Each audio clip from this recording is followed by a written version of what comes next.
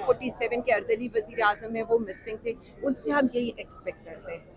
हम इनसे ये कहते हैं सिर्फ अडयाला का दरवाज़ा खुलने की देर है, और जैसे ही दरवाज़ा खुलेगा और चाहे उनकी बहनों से मुलाकात होगी, वकला से मुलाकात होगी या पॉलिटिकल लीडरशिप से मुलाकात होगी जो आप नहीं होने दे रहे, तो फिर सुनिएगा कि उस मर्द हक का क्या ओपिनियन होगा। बिल्कुल वैसे ही होगा जब इंडिया पाकिस्तान की वॉर पर आया था तो इंटरनेशनल चैनल्स की हेडलाइन बना था। वैसे तो आप ये देख रहे हैं कि एक दूरंदेश लीडर है हमारा, उसने उस वक्त भी ट्रंप के साथ मीटिंग के बाद जो एक इंटरव्यू दिया था वर्ल्ड इकोनॉमिक फोरम्स के ऊपर कि अगर अमेरिका और ईरान की जंग शुरू होती है या कुछ ऐसा होता है, तो वो भी आज मेरे ख्याल में ट्विटर के ऊपर मोस्ट शेयर्ड इंटरव्यू वही चल रहा है, क्योंकि आज भी पाकिस्तानी यही समझते हैं कि पाकिस्तान की आवाज़, पाकिस्तानी अवाम की तर्जुमानी या जो हकीकी वज़ीर आज़म है वो वज़ीर आज़म खान है। फील्ड मार्शल की ट्रंप के साथ मुलाकात हुई। ट्रंप ने कहा कि फील्ड मार्शल ने कहा कि मुझे नोबल इनाम मिलना चाहिए, नामजदगी होनी चाहिए। फिर पाकिस्तान हुकूमत की जानिब से ये नामजदगी कर दी गई। आप इस नामजदगी को हालिया तनाजुर में कैसे देखते हैं? क्योंकि हम ये समझते हैं कि पाकिस्तान की सबसे ये नामजदगी बड़ी वापस होनी चाहिए या नहीं? सबसे बड़ी इलेक्टेड जमात हमें।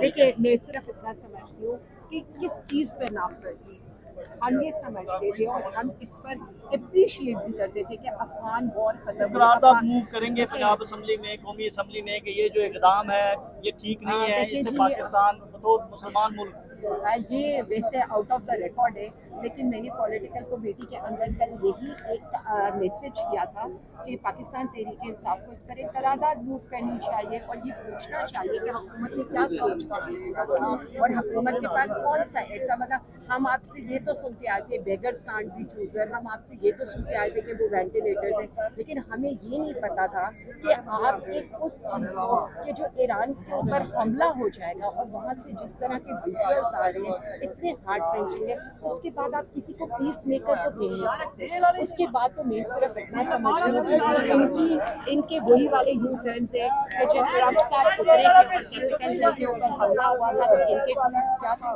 किन अलकाबात से नवाजा गया था। उसके बाद जब जो बाइडन उतरा और ट्रंप साहब आए तो किस तरह से वो ट्वीट डिलीट होने का टाइम हुआ, इसी तरह से नोबेल प्राइज की जो ऐलान था उसके भी डिलीट होने का टाइम हुआ था। अच्छा, लास्टली मरियम हुकूमत की एक साल की कारकर्दगी में 10 खरब की बेज़ाब्तियों, माली बेज़ाब्तियों की जो है वो ऑडिट रिपोर्ट आई है। आप इसको कैसे देख रही हैं और इस हवाले से पाकिस्तान तहरीक इंसाफ जो है वो अब क्या करेगी? इस मामले को अदालत में लेके जाएगी या कहाँ पर? शाकिर, पाकिस्तान तहरीक इंसाफ, मेरा ये ख्याल है कि मेरे आने के बाद हमने एक वाइट पेपर इशू किया इनकी कारकर्दगी के ऊपर, जो इन्होंने अपनी एक साल तकरीब बात मनाई और 60 पेजेस इन्होंने यहाँ पर इशू किया। हम वो भी अदालत में लेकर आए हुए हैं और वो भी आपको पता है कि 30 तारीख उसकी डेट है। इसके अलावा इनकी जो भी ऐसी लेजिस्लेशन है जो अवाम के मुखालिफ है हम उसको भी चैलेंज करें। और ये जो आप पीटीआई को ना किसी स्टेज की ज़रूरत है, ना पीटीआई को किसी जगह की ज़रूरत है। हमारे कारकुनों में अब इतनी जिससे कह लें कि खान के नाम की कशिश है कि जहां हम बुलाते हैं उसी जगह को वो जलसागाह बना देते हैं। तो मैं अपने सारे टिकट होल्डर्स, एमएनएज, एमपीएस सबको, अपने कारकुनों को ये खिराज तहसीन पेश करती हूँ कि ये जिस तरह से इस गर्मी में घुटन में निकलते हैं और सिर्फ वज़ीर आज़म खान के साथ खड़े होते हैं। मैं सिर्फ इतना कह दूँ, ये किसी के कॉल पर नहीं आते, ये वज़ीर आज़म खान सब की कॉल पर आते हैं। मुझे तो ये बड़ी बहन के तौर पर इज्जत देते हैं जो मेरा मान रहे हैं। मैडम, इंसाफ की उम्मीद रखती हैं अदालतों से? आप हमेशा ये कहती हैं कि हम तो अदालतों को पहले आज़ाद कराने आते हैं, तो फिर इंसाफ कैसे मिलेगा अगर आप अदालतों पे अभी आज़ाद नहीं है? देखिए, मैं इतना समझती हूँ कि अदालतों को सिर्फ ये सोचना चाहिए, ये जो अवाम आती है, ये जो मुंतखब नुमाइंदे आते हैं, ये आपके सामने क्यों आते हैं? आते हैं हर 2 दिन बाद, 1 दिन बाद आप पेशी रखते हैं। कोई साउथ से आता है, आपने देखे होंगे हमारे आज साउथ और सेंट्रल पंजाब की तंजीमों ने आना था, तो आपने देखा होगा कि रहीम यार खान से लेकर यहाँ पर तौनसा से लेकर कितने लोग आते हैं, और वो क्या आकर वो सिर्फ इन अदालतों को, इन जजेस को ये बताते हैं कि हम अवाम के मुंतखब नुमाइंदे हैं जिन्हें अवाम ने मुंतखब किए। अवाम के मुंतखब नुमाइंदे अगर आपके साथ खड़े हैं तो इसका मतलब है पाकिस्तानी अवाम, पंजाब की अवाम आपके साथ खड़ी है। हम सिर्फ इनको इतना कहते हैं, अपनी इज्जत कराएं, अपनी तौकीर कराएं।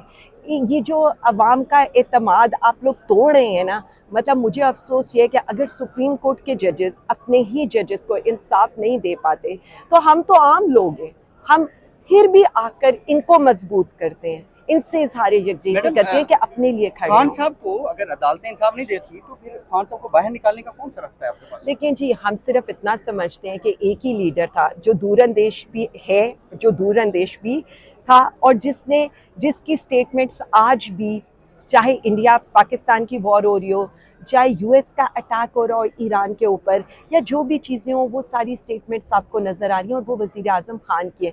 कोई तो वजह होगी ना कि अभी उन्होंने पहले ही ये कह दिया अभी था। आपने ईरान और इसराइल की जंग की बात की है, मुझे बताइएगा कि तहरीक इंसाफ कहाँ पर खड़ी है, ईरान के साथ किस हद तक खड़ी है, क्या मौक़िफ़ है तहरीक इंसाफ का इस पे? मेरा ये ख्याल है कि हकूमती मौक़िफ़ से पहले तहरीक इंसाफ का मौक़िफ़ आया था, क्योंकि तहरीक इंसाफ पाकिस्तानी अवाम को रिप्रेजेंट करती है।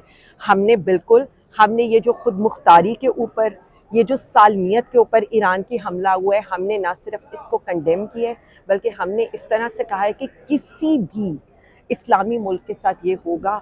और दूसरी बात है, हमारा स्टैंस तो वही है जो वज़ीर आज़म इमरान खान का स्टैंस है कि हम पराई जंग में किसी का भी हिस्सा नहीं बनेंगे, डॉलरों की खातिर पाकिस्तान किसी का जंग का हिस्सा नहीं बनेगी। और उम्मत मुस्लिमा